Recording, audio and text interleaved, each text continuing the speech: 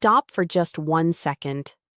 Because if you went to bed last night even a little bit hungry, convincing yourself that was the healthy choice, what I'm about to share might completely change how you think about that decision. Think about what your body actually does while you sleep. For many people over 60, the liver is quietly working overtime, releasing sugar into your blood that you never ate, never asked for, and never saw coming. And then it shows up on your morning reading as if it appeared from nowhere. No warning, no clear reason, just a number that doesn't match what you did the day before. If that has ever happened to you, please stay with me, because by the end of this video, you will understand exactly why that number climbs while you sleep, and more importantly, you will know exactly what to do about it tonight. Welcome back to Health Education Hub. I'm Dr. Vivian Hart. If you are managing prediabetes, insulin resistance, or type 2 diabetes, you know the daily frustration of waking up to a blood sugar number that doesn't match your efforts from the day before. You ate well, you avoided the sweets, you went to bed early, and yet your morning reading is higher than expected. This is not a failure of willpower. This is not a sign that your body is betraying you. This is a predictable, well-understood physiological process called the dawn phenomenon, and the solution may be simpler than you think. Let me ask you something. Have you ever been told to stop eating after 7 p.m.? That advice is common, and it works for some people, but for others, especially those over 60 or with insulin resistance, it can actually make morning blood sugar worse. Why? Because going too long without fuel overnight can trigger your liver to overcompensate by releasing large amounts of stored sugar. The result? A higher morning reading, despite having done everything right the day before. This is the contradiction that most people never hear about.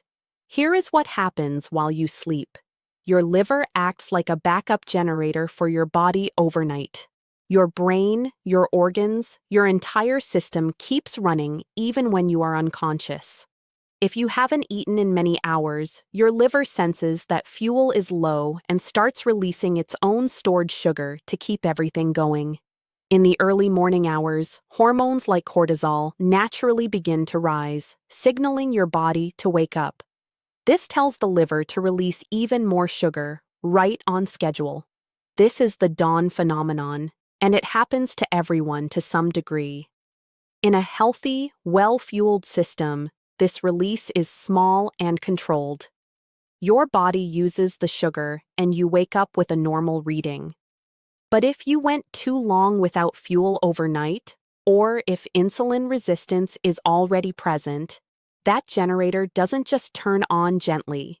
It floods the system, releasing far more sugar than your body can clear quickly. This is why going to bed on an empty stomach can backfire, especially for older adults. Your body doesn't know you are trying to be disciplined. It only knows that fuel is low, and it responds by releasing sugar to protect you. The problem isn't willpower. The problem is timing. The good news is that you can work with this mechanism rather than against it.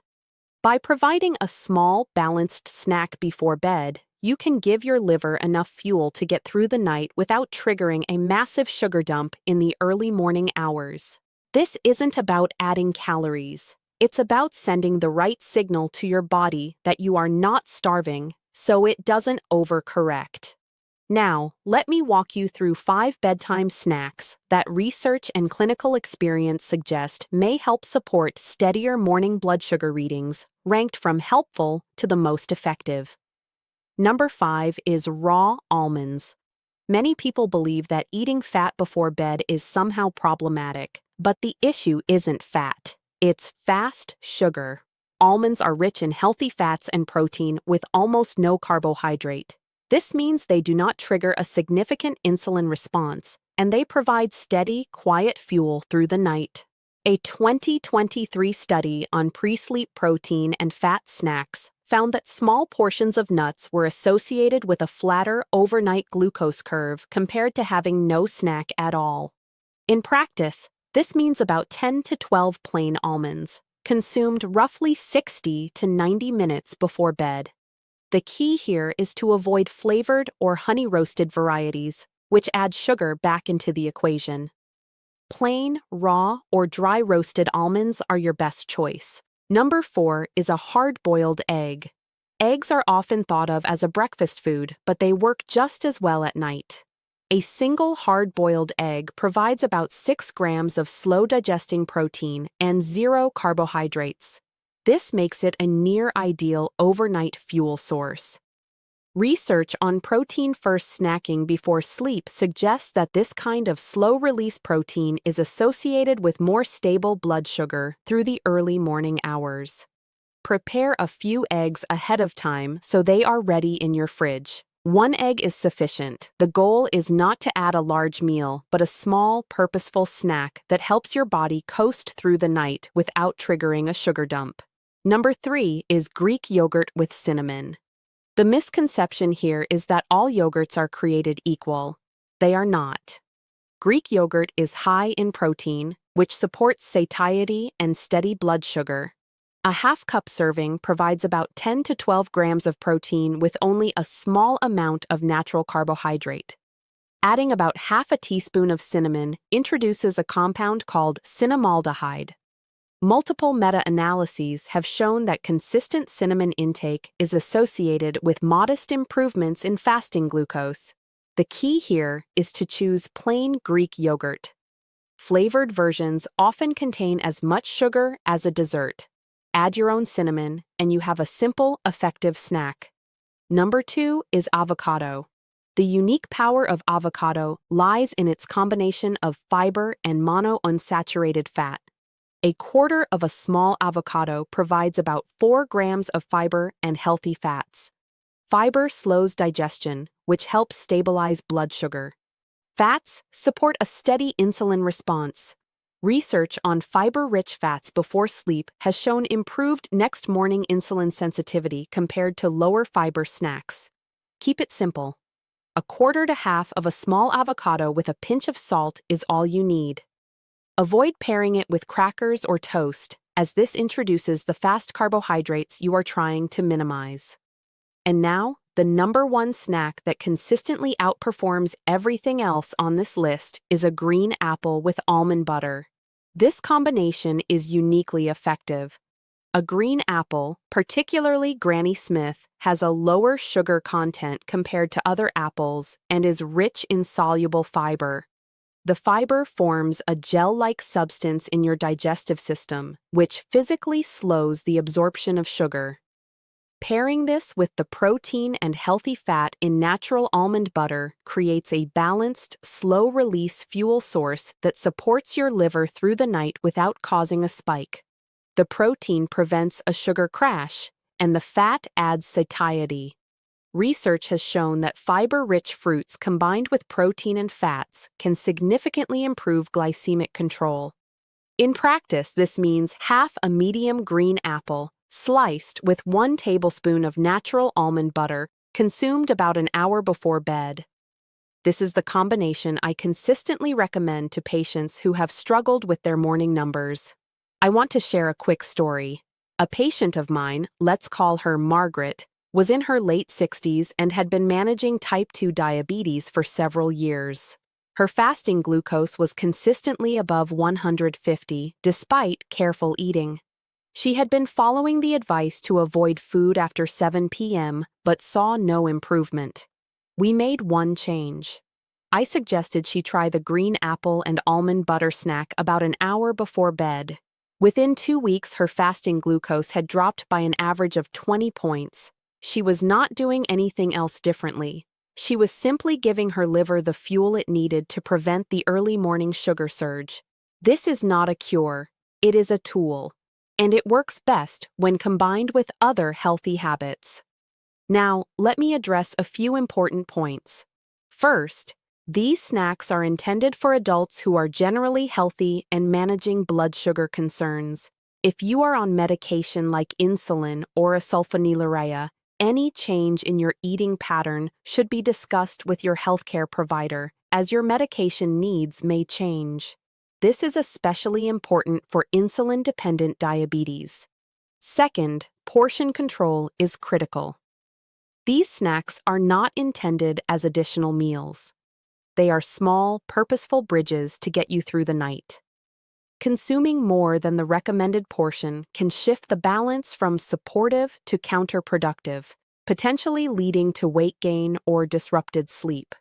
Third, consistency matters more than perfection. You do not need to follow this routine every single night. Life happens, but the more consistently you apply this approach, the more likely you are to see sustained improvement. Let me also address some common misconceptions. Many people believe that all carbohydrates are bad before bed. This is not accurate. The fiber in a green apple is vastly different from the refined sugar in a cookie. Fiber slows digestion and supports steady blood sugar. Refined sugar does the opposite. Similarly, many people fear fat before sleep. But the healthy fats in almonds and avocado are supportive of metabolic health when consumed in appropriate portions. The goal here is not deprivation. It is about working with your body's natural rhythms. The dawn phenomenon is a normal process. The problem arises when your liver overcorrects because it senses a fuel shortage. By providing a small, balanced snack, you can help moderate that response. Now, I also want to mention the role of other lifestyle factors. Movement after dinner can be very helpful. A short 10-minute walk after your evening meal can help your muscles take up glucose more efficiently, reducing the total circulating sugar by bedtime. This complements the bedtime snack approach beautifully. Additionally, hydration is important. Mild dehydration overnight can concentrate blood sugar slightly, so a small glass of water before bed is a good habit. This is not about changing everything at once. It is about introducing one small, effective change and seeing how your body responds. If you are currently experiencing high morning blood sugar, I encourage you to try one of these snacks for 30 days. Track your morning readings and notice the trend. Not the number on any single day, but the pattern over time. This personal data is more useful than any general advice because it tells you how your own body responds. One of the most common questions I receive is whether these snacks are safe for people with kidney concerns. Almonds and avocado are generally safe in small portions, but if you have advanced kidney disease, you should always check with your healthcare provider. For the majority of people, these snacks are a safe and effective addition to their routine. Another question that comes up often is whether there is a best time to eat the snack. The sweet spot is generally about 1 hour before bed. This gives your body time to begin digestion without interfering with sleep. Eating too close to bedtime can cause discomfort or acid reflux. Eating too early may not provide the overnight fuel support you are aiming for. I also want to address the psychological side of this. For many people, a high morning number feels like a personal failure. It is not. It is a reflection of a physiological process that you now understand better. The guilt is unnecessary and unproductive. What matters is the action you take tonight, not the number that appeared this morning. With consistency, that number often begins to reflect the thoughtful choices you are making. Let me also address the role of stress. Cortisol, the morning hormone that helps you wake up, is also elevated by chronic stress.